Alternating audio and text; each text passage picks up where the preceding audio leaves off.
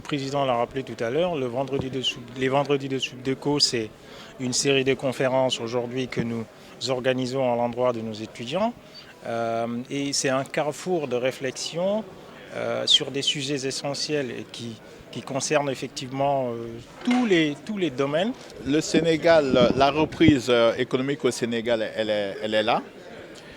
Nous prévoyons un taux de croissance de 5% pour 2021 et cette croissance va s'accélérer en 2022 à 5,5%. Les moteurs de cette croissance, c'est la demande intérieure. La demande intérieure, notamment la consommation et l'investissement privé. En même temps, le gouvernement, par sa politique budgétaire, est en train de soutenir les secteurs qui ont été les plus affectés par la pandémie pour justement éviter que les séquelles de la pandémie ne soient pas trop durables, ne pèsent pas trop sur l'activité économique.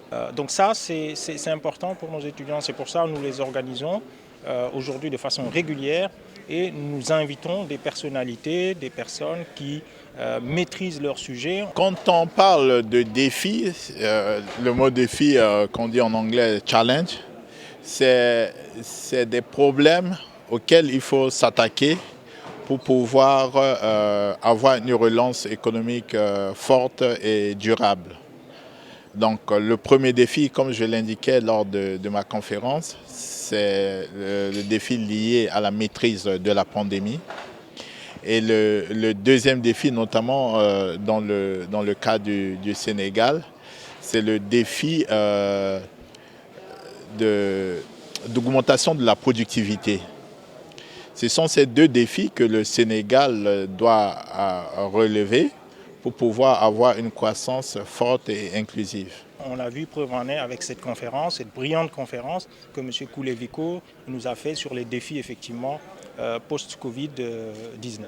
Le FMI a un programme avec le Sénégal.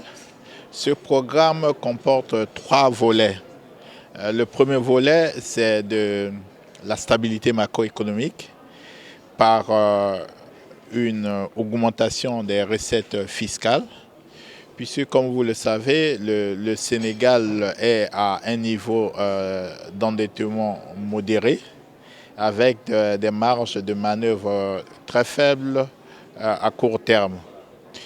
Donc pour relancer la croissance, la machine économique, tout en évitant d'alourdir la charge de la dette, il faut augmenter les recettes fiscales.